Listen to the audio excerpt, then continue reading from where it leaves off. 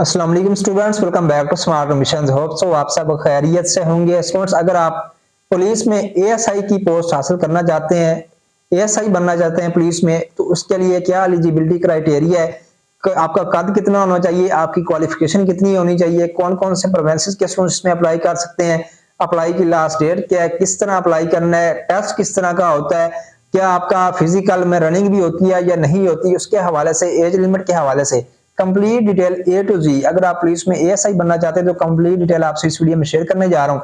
लेकिन वीडियो शुरू करने से पहले आपसे रिक्वेस्ट है कि अगर अभी तक आपने चैनल को सब्सक्राइब नहीं किया, इसको लाजमी तौर पर सब्सक्राइब कर लें ताकि हमारी आने वाली तमाम तरह एडमिशंस की, स्कॉलरशिप्स की, जॉब्स की अपडेट्स का नोटिफिकेशन आप तक पहुंच सके। स्टूडेंट्स, अगर आप पुलिस में एएसआई जो है वो बनना चाहते हैं, इसका जो स्केल होता है वो 11वां स्केल होता है। इससे जो छोटा स्केल होता है वो कांस्टेबल का होता है, लेकिन कांस्टेबल के बाद जो है वो आपका हेड कांस्टेबल होता है और उसके बाद फिर एएसआई असिस्टेंट सब इंस्पेक्टर। अगर आप भी असिस्टेंट सब इंस्पेक्टर बनना चाहते हैं तो इसका जो स्केल होता है वो 9वां स्केल होता है, और असिस्टेंट सब इंस्पेक्टर के बाद फिर आप सब इंस्पेक्टर बनते हैं और फिर इंस्पेक्टर बनते हैं, जो कि इंस्पेक्टर का स्केल जो 16वां स्केल होता है। लेकिन आज की वीडियो में आप direct assistant sub inspector ASI किस तरह लग सकते हैं, इसका क्या क्राइटेरिया, उसके हवाले से आपको बता देता हूं। इसके लिए स्टूडेंट्स आप मेल भी अप्लाई कर सकते हैं और फीमेल भी अप्लाई कर सकते हैं और ट्रांसजेंडर तीनों जो है वो अप्लाई कर सकते हैं। अगर हम बात करें इसमें ग्रेड की, तो एएसआई का ग्रेड 11वां होता है और ग्रेजुएशन आपकी मिनिमम क्वालिफिकेशन होनी चाहिए। ग्रेजुएशन में आपकी मिनिमम 50% मार्क्स होने चाहिए, आपका सीजीपीए मिनिमम 50% होना चाहिए। आपकी जो डिग्री है वो एचईसी से रिकॉग्नाइज्ड जो यूनिवर्सिटी है उधर से आपकी जो डिग्री है वो होनी चाहिए। आपने चाहे किसी भी सब्जेक्ट में जो है ग्रेजुएशन की है, आप इसमें अप्लाई कर सकते हैं। अगर हम बात करें इसमें चेस्ट के लिए, जो आपके चेस्ट का जो वैल्यू है वो कितनी होनी चाहिए, आपकी चेस्ट का जो साइज है वो कितना होना चाहिए, तो मेल के लिए ये 34 इंच होना चाहिए।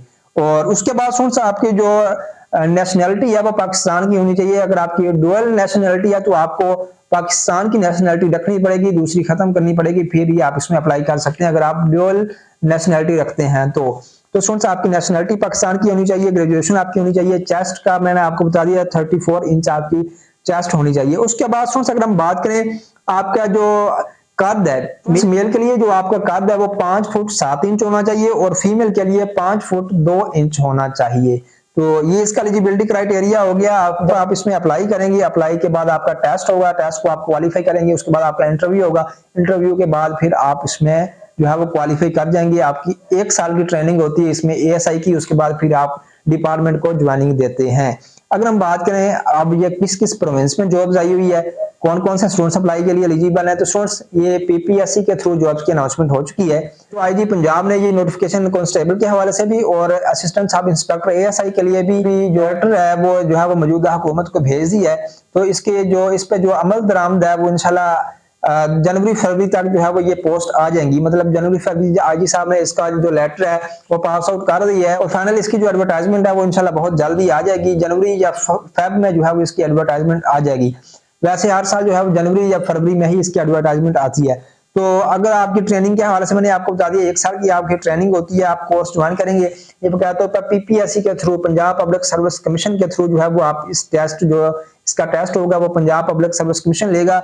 इस तरह डिफरेंट प्रोविंसेस में अगर हम बात करें बलोचिस्तान की, तो बलोचिस्तान में सोर्स जो आपके बलोचिस्तान सर्विस कमीशन है वो आपका जो है वो टेस्ट लेगा। इस बात करें सिंध में, तो सिंध में भी ये पोस्ट आएंगी। वो ऑल ओवर द पाकिस्तान जो है वो ये पोस्ट आने वाली है और जनवरी या फेब तक जो है वो ये पोस्ट आ जाएंगी। और ये भी हो सकता है कि दिसंबर के एंड में भी ये पोस्ट जो है वो एएसआई की आ सकती हैं।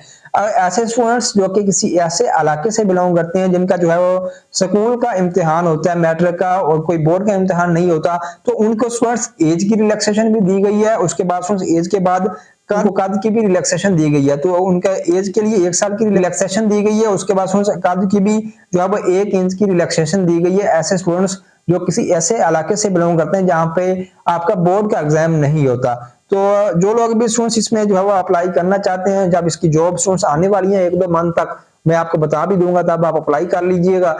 आप देख लें कि आपका कद कितना है, आपकी चेस्ट कितनी है, आप अभी से अपनी जो प्रैक्टिस वगैरह है वो शुरू कर दें। आप अपनी डेली बेस पे जो अपनी एक्सरसाइज है वो स्टार्ट कर दें ताकि आपकी जो हेल्थ है वो अच्छी हो जाए। तो आप अपना कद वगैरह भी चेक कर लें, 2 मंथ का टाइम है, इजीली आपका कद वगैरह भी पूरा हो जाएगा। तो जो लोग भी इंटरेस्टेड हैं एएसआई की असिस्टेंट सब इंस्पेक्टर की जॉब को हासिल करने के लिए चैनल के साथ कनेक्टेड रहिएगा। नेक्स्ट मंथ इसकी जो है पोस्ट है वो आने वाली है। एलिजिबिलिटी क्राइटेरिया मैंने आपको बता दिया है, अपनी तैयारी शुरू कर दें। बाकी मजीद जॉब्स भी, बाकी मजीद अपडेट्स भी मैं आपसे इसी चैनल पर शेयर करता रहूंगा। चैनल को सब्सक्राइब कर लें। इंशाल्लाह मुलाकात करते हैं फिर बहुत जल्द नेक्स्ट वीडियो में। खुदा हाफिज।